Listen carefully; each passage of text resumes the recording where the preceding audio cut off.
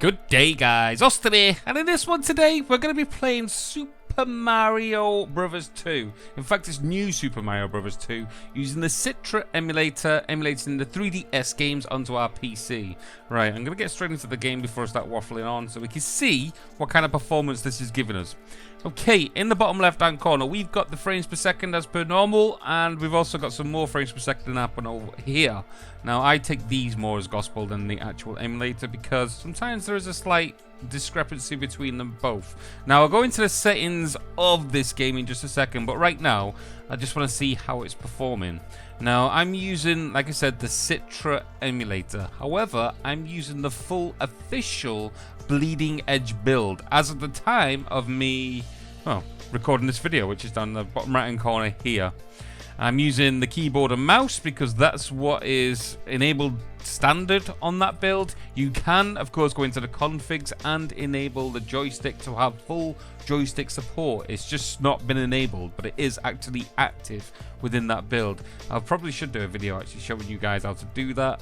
Also, you can use third-party plugins and all kinds of stuff to get the actual joysticks and stuff working. But just because I want to show you how this is running completely stock, that's what I'm going to be doing in this video. So let's get into game, and I'm going to talk you through a few of the things that's involved in this. Okay. Right, so I've basically run this as stock. The only changes I have made is a few in the, well, configuration options, which I'll go through in just a second. As you can see, bottom left hand corner, this is performing pretty damn well. In fact, it's working a lot better than what I expected. I know this doesn't look like very much of a demanding game. However, in the past, the gameplay itself wasn't too bad. It was more of that starting sequence, which you just saw just before we loaded this level. For some reason, that used to have a really big impact on, well, how the game was playing. It really slowed the official versions of the emulator down. That seems to have now been fixed.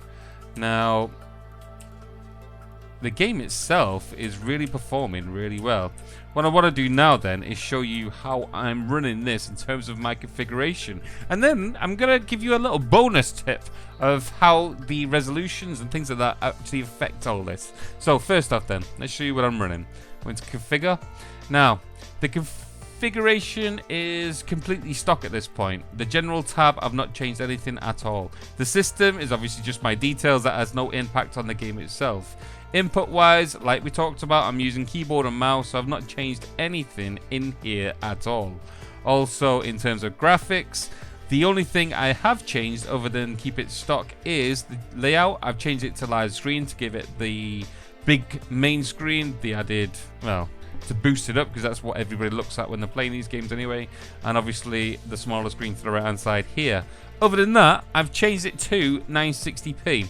Now, because this is running in almost a windowed mode within the emulator, it's taking up less of the screen than we would do full screen. So by turning this on to 960, it's as close to 1080p as probably what we're going to get. Also, when I'm running at this resolution, it's impacting more on my CPU more than my GPU. So everybody can have a baseline of what they would be expecting if they were to run this kind of emulator and this game on their PC. Now, because this is hardly impacting my PC at all, what I'm going to do now is ramp it up to 4K.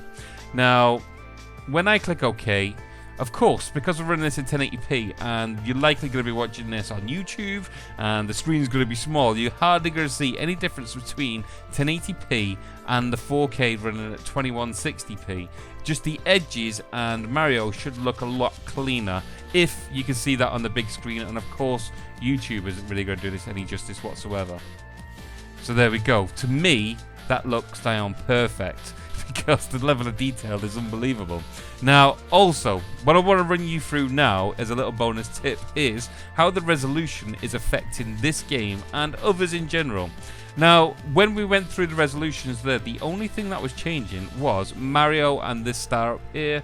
The rest of the stuff was basically never changed. That's because although this is kind of a 3D game, a lot of the environment and the textures that's used to make up the game is actually 2D.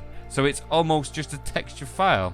Now, what has altering the resolution does is alters the resolution of, well, to put it in layman's terms, the 3D based stuff. So all the edges of this, because it's a 3D block, all the edges of Mario, all the edges of that little coin in the bottom, top right hand corner up there has changed. The actual background environment, as you can see if you're watching this on a larger screen and a more, I don't know, at the 4K resolution, probably 1080p, is a noisy background. That's because the level of detail in the textures isn't there. It's supposed to be run this game at 240p. So what I'm going to show you now is the difference between how all these resolutions will change Mario and, well, running them at different reses. Reses? Is that even a word? I don't know. We're making it up. So, graphics. Let's go down to 240p, which is what the native resolution of the actual 3DS runs at. Now, of course, because we're running that on a tiny screen of just, what, a couple of inches, it looks nigh on perfect. It looks like it would be running at 1080p on a big screen. So, when you're running it on the big screen, 240p looks horrible. So, let's change it to 240p. And what I'm going to do now is zoom in on Mario so you can see the difference when we change the resolution. Boom. It looks awful, doesn't it? And now as we zoom out, as you can see, there's been no change whatsoever to the background, to the rest of the textures. Only that little spinning coin, Mario, and a few of these blocks have changed. Everything else hasn't changed because we've got no texture filtering going on. Now what I want to do is go into configure, show you the difference between 1080p, which is what we were just running it at. Look at Mario. I'm going to zoom in. Boom. He looks good. Now, to push this even further and probably unnoticeable unless you've got a large screen TV, and one with this amount of detail that you can do, i.e. 4K, I'm going to show you what the difference between 4K and 1080 is like. So this is 1080p, then being pushed up, in fact, technically further than 2160, which is the ultimate 4K. So again, look at Mario, look at the outlines, look at the level of detail, and there you go. For me, it looks a lot crisper because I'm on a 60-inch 4K TV. But for you guys, through YouTube and doing it through Mario, you may not see that much of an impact. But hopefully that explains. Even us now, running at 4K resolution, as you can see, the background and all the 2D textures have not changed. Only the 3D environment. So that's what happens when we start messing around with all these textures. Kind of a boring video, isn't it? Okay, so run out of time. So now we're actually going to go through a bit of the game and just showcase how it is actually performing. So now we're not going to go through my boring resolution speeches. We'll actually go through the game. So right now we are running this. Well, it's perfect, isn't it? This is, for me, a fully playable game. Now, because the leading edge build of Citra doesn't allow texture scaling, when we're playing games such as this, which actually is a lot more 2D based, games like this, and I'd say games which are RPGs, which have a lot of fonts, have a lot of background static and things like that, then you're not going to get much of an impact when you're messing around with the resolutions.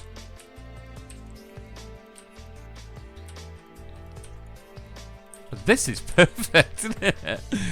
Oh, Mario.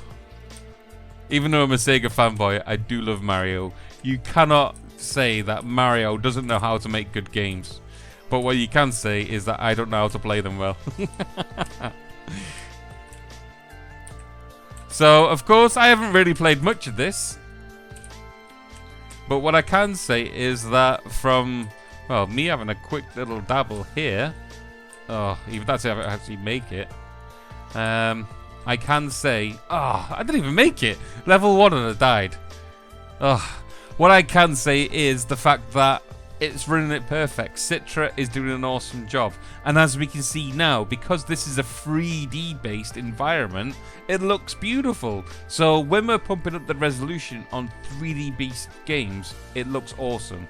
When we're doing it on the more 2D based ones, then you're not seeing the fidelity that we could be seeing because we haven't got the tools at our disposal on the bleeding edge version of this emulator to see that kind of stuff. Hopefully in the future they will implement VR hazard or texture filtering in general, so we can kind of heighten that experience too. But for now, I have to take my hats off to the Citra team because they have done an awesome job, as always, in configuring this. So now it's on to some more games to see what's going on. Put in the description down below if you want me to cover any more stuff. Also, if there's any more games that you want me to cover. If there's any more emulators that you'd like me to do some tests on. But as always, it's been a pleasure just bringing this to you. Please like, please subscribe. Please do all the things in the world, including, I don't know, buy Sega games because I love Sega. But most of all, you have a good day. Laters!